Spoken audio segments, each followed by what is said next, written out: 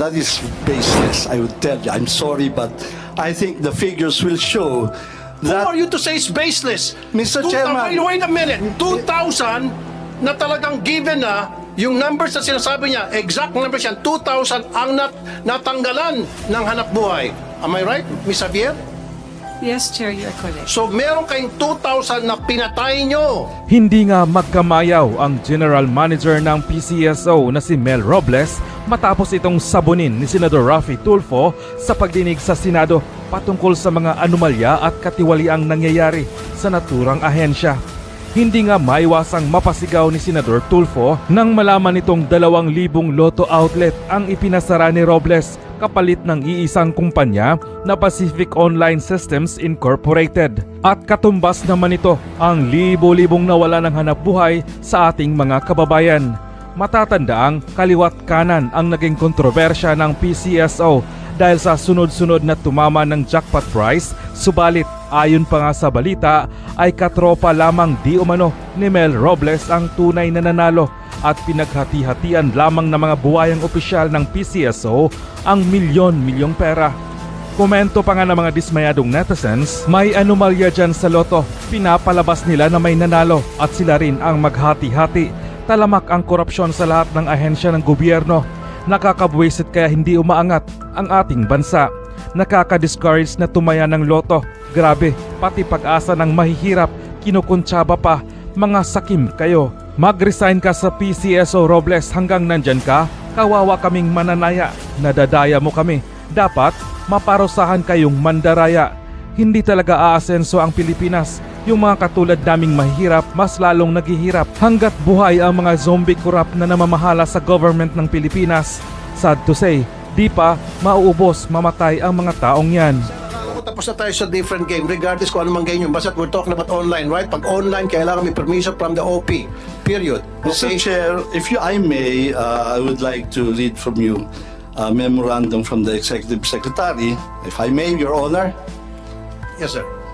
Upon evaluation, the PCSO is advised that it has sufficient authority, is in a better position to evaluate and approve its technical guidelines on betting platforms, considering that this deals with the minimum technical specifications required for betting platforms of PCSO game.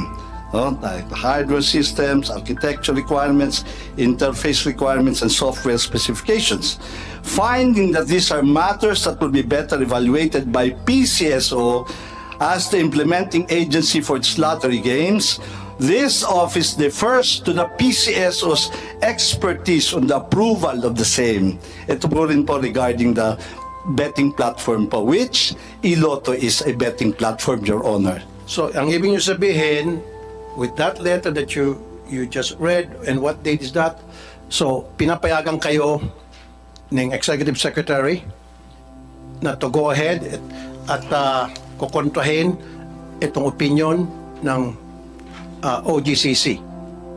Kasi very clear to me, merong opinion ng OGCC, ngayon nang lalabas na opinion ang Executive Secretary na sabi na upon your discretion, para i-simplify ko na lang, na pwede kayong mag-decide na mag-enter into a project such as online gaming na kumukontra sa opinion ng OGCC. So ibig sabihin, yung Executive Secretary pumapaling na sa inyo at pinapayagan na kayo na i-bypass itong nakalagay dito sa opinion ng OGCC.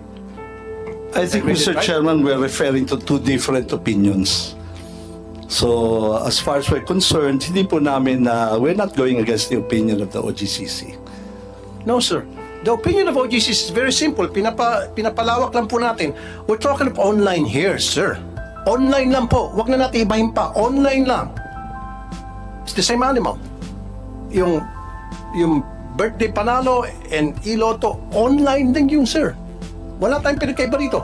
Kasi ang sinasabi niyo po, may binabasa kayong sulat na wala po akong kopya niyan, na parang sinasabi ng Executive Secretary, if I read it right, kung tama yung pagkabasa ko, na pinapayagan kayo, is your discretion na gumawa ng anumang klaseng project na pwedeng kasama na dyan yung online betting. Kayo nang bahala gumawa ng mga paraan sa technicalities and all, pinapayagan na kayo. ng Executive Secretary. And I don't know kung nabasa ba ng Executive Secretary itong opinion ng OGCC. Sana pinadalhan nyo si Executive Secretary ng opinion. Sir, nagbibigay ka ng opinion yan pero may opinion ng OGCC. Pinagbangga nyo sana. Siguro baka hindi siguro nabasa ito ng Executive Secretary kasi kung nabasa ito ni ES, then he might not have issued that kind of letter. Kasi kung ako sa Executive Secretary at pinabasa mo sa akin to, ba't pa ako mag-issue ng sulat ng ganon? Sasabihin ko, hindi ko babangkain yung OGCC. Kasi sigurado ako si ES, he'll make sure na talagang nagko-confront tayo sa lahat ng mga patakaran, sa lahat ng mga protocol sa departamento ng Executive. If I may, Mr. Chair, Yes, sir. yung birthday panalo po is a game. Yung pong e-lotto is a betting platform. Malaki pong pagkakaiba yun, Mr. Chairman. So, hindi ho pwedeng referring to the same po yun eh. Ito po, sir, ano? Philippine Charities, meron mo ba kayong kopya nito? Opinion number 070 series of 2023. I would presume you have a copy of this. April 19, 2023. Ito po. For attention, Philippine Charity Sweepstakes Office, Melquiades A. Robles, kayo po ito, General Manager, regarding, ito na po, launching of new games with a game proponent as an agent of an experimental test run basis. Ito na nga po yun, test run basis. Sinabi niyo na po kanina yon. Experimental test run basis and procurement of several online betting systems or platforms. So dalawa na yon. Sapul na dito yung iloto at sapul na rin yung birthday panalo. Ayan na, sir.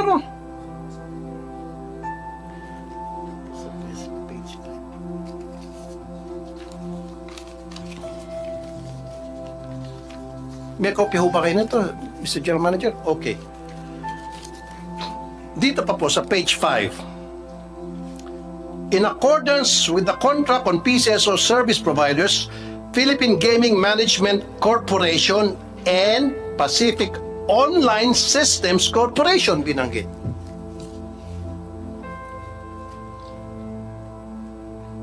Di ba? Binanggit dito yung Pacific Online was online. Itong Pacific Online, ito po yung test run ninyo sa iloto. Doon po sa birthday panalo, Pacific din ho ba ang provider? Hindi po, Your Honor. And it's just a proposal po. Exactly. So, doon sa birthday panalo, sinasabi mo kanina, ini-insist nyo magkaiba. Hindi pala Pacific yon. Pacific ang binimension dito. Po yan, yung dati pong provider po yan. You have to understand po na dati po dalawang provider po ang PCSO.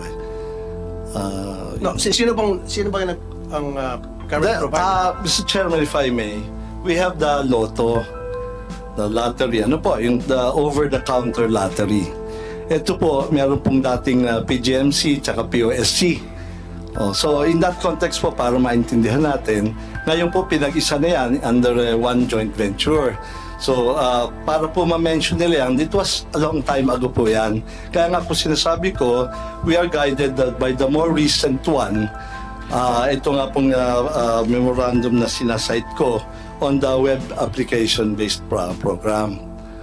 So, yung PLS na po ngayon yan sa lottery namin, Philippine Lottery System.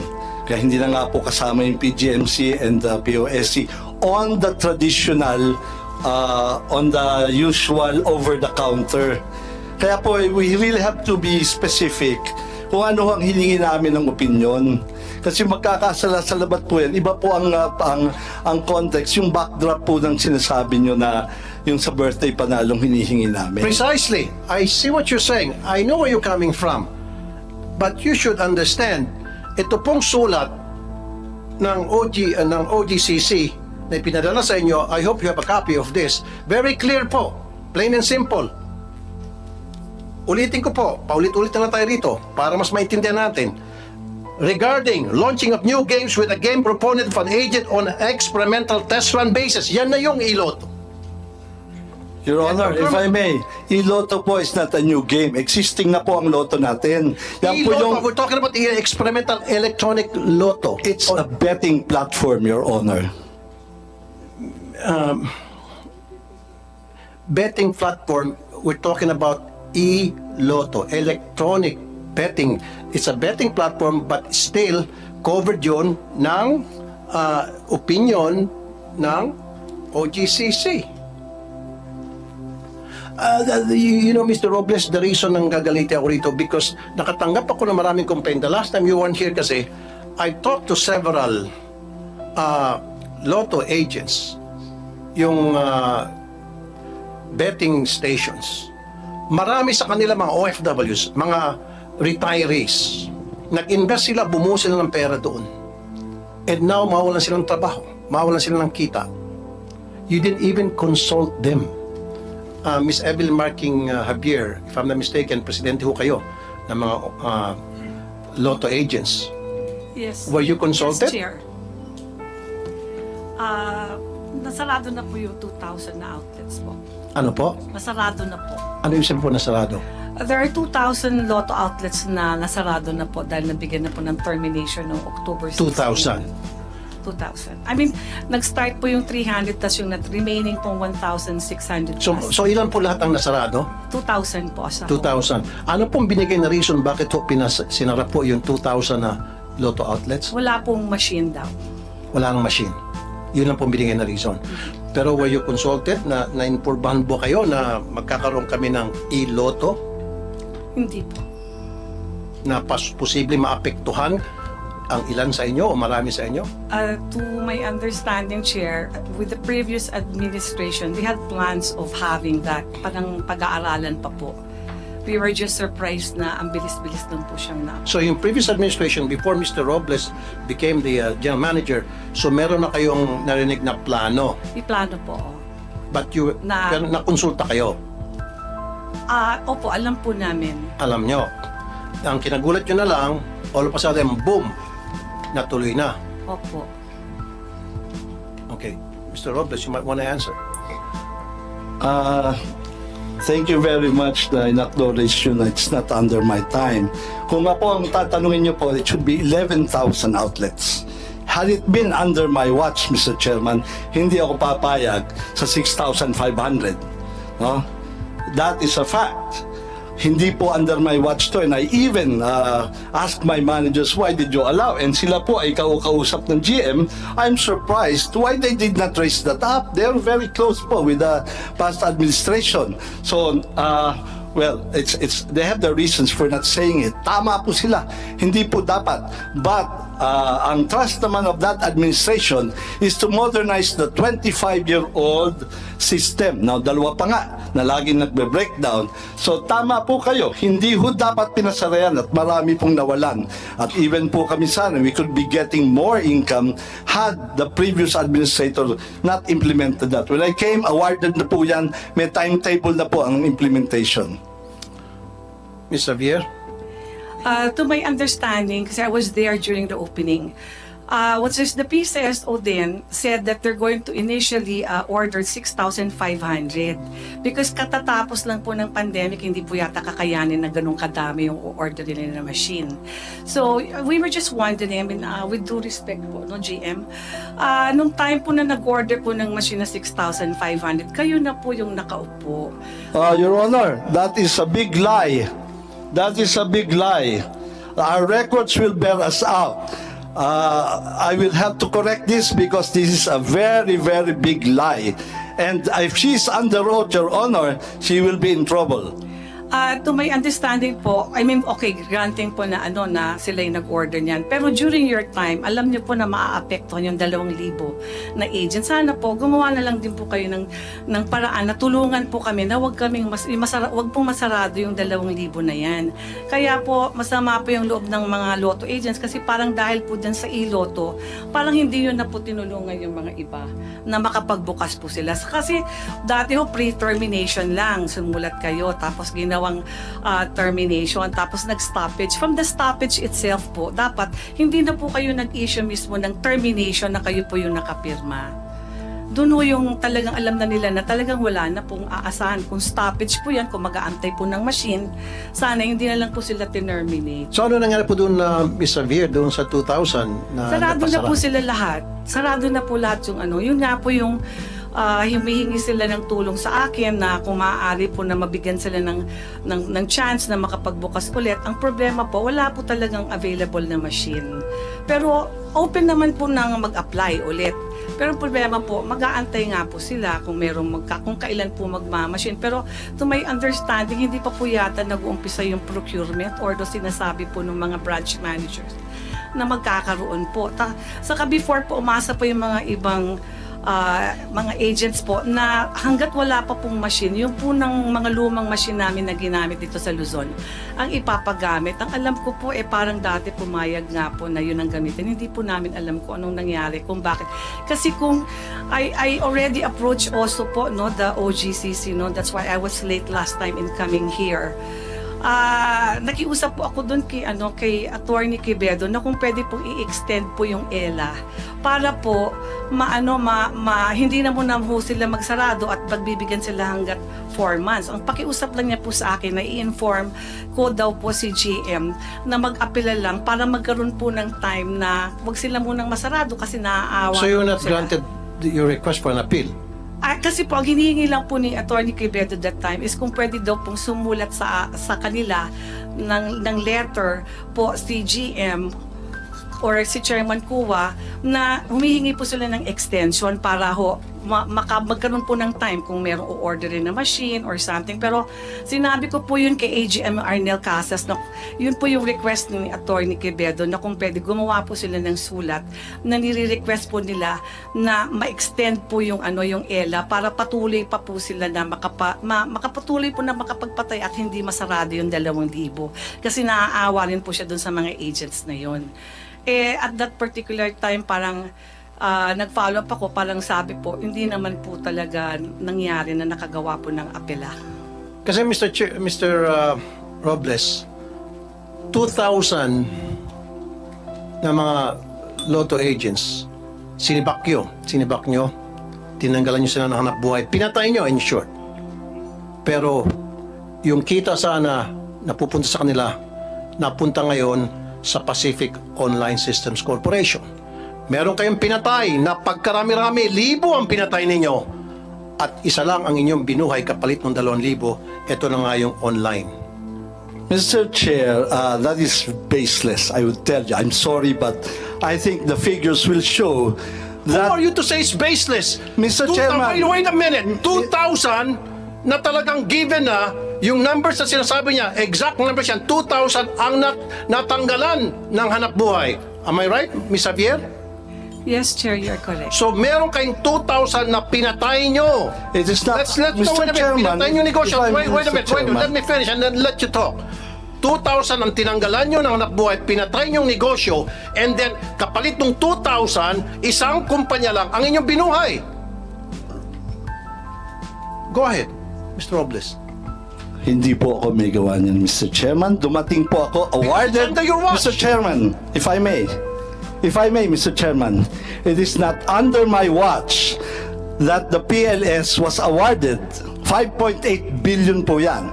It is a modernization of the lottery system, Mr. Chairman. It was already on the But you were implementation the one stage, who Mr. asked for an Chairman. opinion from OGCC, and OGCC gave you an opinion na saying na hindi... Where are we, Mr. Chairman? Are we on the Pulai?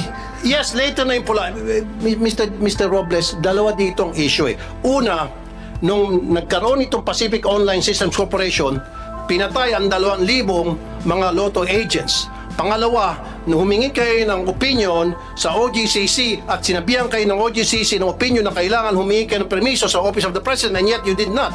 Attorney Francis De Valle, kanina pa kayo nagbabasa nung binigyan namin kayo ng kopya. What's your opinion on that letter? That MOA? It's your time to shine. Come on. Your Honor, the OGCC already issued an opinion that is currently being the subject of this discussion. The opinion speaks for itself, Your Honor. I might be misquoted if I make an interpretation, so I'd No, you're an rather... attorney, you're a lawyer, you should know better. Pwede ka magsalita. Yes, exactly, On behalf of the OGCC and in reference to this letter or opinion issued by the office where you present. Exactly, Your Honor. With all due respect, my training would tell me that the document speaks for itself. Okay. The document When you say is the document evidence, speaks for Your Honor. itself, meaning? The opinion, Your Honor, that was issued by the Office of the Government Corporate Counsel, Your Honor. So that means yung sinasabi rito na sana humingi ng opinion sa Office of the President, covered dito itong online gaming system ng Pacific Online Systems Corporation. Tama? No, Your Honor, don't look at him. Yeah, yes, Your Honor. Basically, the... No, yes or no lamang, attorney. So, sabi mo, it is what it is. Parang ganon, di ba? Now, yung nakasulat dito na opinion ng OGCC, does this cover the online loto o e-loto? Yes or no lang. Huwag na ho tayo magpasikot-sikot dito, sir. Nabasa mo naman na. At tinawagan mo na, I would assume you would have called people na who could give you enlightenment on this issue. Yun ang gusto kong tanongin. Kasi sinasabi ni Mr. Robles, magkaibang laro.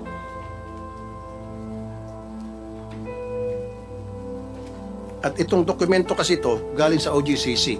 So kaya binigyan kita ng kopya para basahin mo at pagkatapos, come up with your own opinion, being the lawyer of OGCC, and at the same time, make some phone calls. Do it right now. Open pa naman siguro opisina, 2 o'clock pa lamang. Call. Your Honor, the signatories of that opinion is currently in a meeting with the Department of Justice. Okay, sige. Wala yung mga So, signatories. But, make some phone calls and kung kinakalang basahin mo yung mga libro ninyo dyan sa OGCC, mag-utos ka na basahin kung ito ba ay tumutugma. Yung mga, ito bang nakasulat dito tumutugma doon sa mga libro ninyo. Kung anong sinasabi sa mga protocol ninyo, sinasabi sa guidelines ninyo. So again, I would like to make it short. Tama ba yung sinasabi ko na itong sulat na ito, opinion na ito, it covers the e-loto. Yun lang yun. Yes or no ka lang.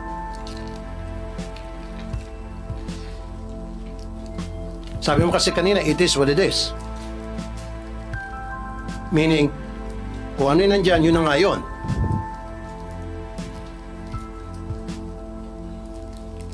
Your Honor, Kasi si Mr. Kua, yung chairman ng PCSO, he already gave his stand. Sinabi na niya na tama yung nakasulat dito at tumutugma doon sa sinasabi ko. So ngayon ikaw from OGCC.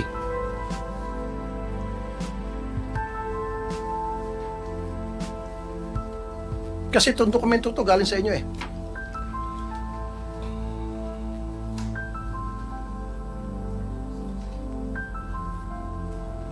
Come on. Kung kinakailang hanggang madaling araw tayo na alas 12 rito, I won't mind. Promise. Comsec, mag-ready ka nga ng mga kumot banig dyan. Hindi nga. Gusto ko opinion ng OGCC kasi nakakuha ko na ng opinion mula sa PCSO from Chairman Juni Kua na sinasabing yung online loto, e-loto, ay covered dito. Yun ang pagkakaintindi ko. Am I right, Mr. Kua? Para kunin ko ng opinion ng OGCC. Tama ba yung pagkabasa ko, Mr. Kua? Was it plain and simple? Na yung nakasulat dito, covered na yung e-loto.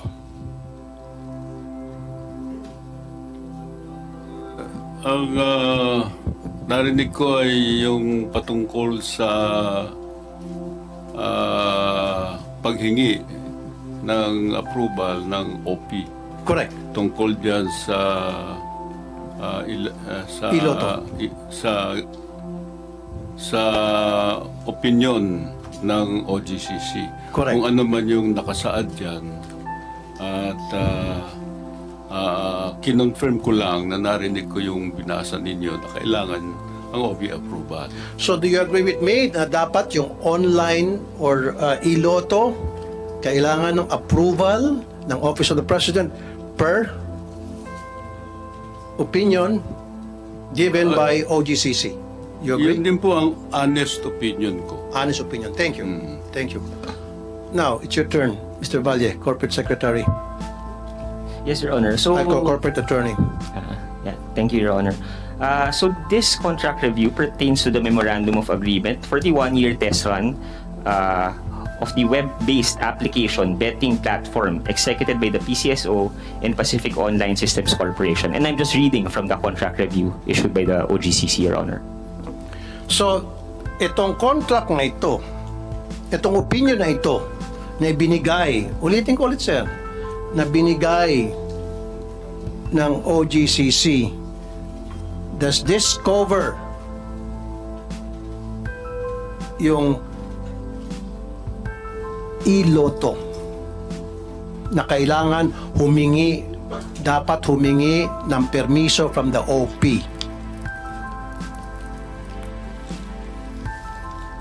Simple lang po yung tanong ko, sir, na nahirapan po kayo. Kasi ang pagkakaalam ko, lahat ng government-owned corporation, any kind of transaction they should enter into, any kind of entity, they should get the permission of the Office of the President. That's plain and simple. I'm not a lawyer, but I know that because I read some articles and I've read some procedures, policies pertaining to that. And you're a lawyer and you don't know, and kailangan mo pa maghanap. My apologies for that, Your Honor. I'd rather be careful because I don't want to mislead the Honorable Senator, Your Honor. But basically, based on my purpose... No, we're not misleading anybody. Doon lang tayo sa dokumento. Stick with whatever is written in the document. In these documents. Di ba? Lawyer po kayo, di ba? Kung ano yung nakalagay dito, ganun naman dapat pag mga lawyer, di ba? Stick to documents, wala dapat tayong mga hearsay, walang kulang, walang dagdag, walang bawas. Di ba?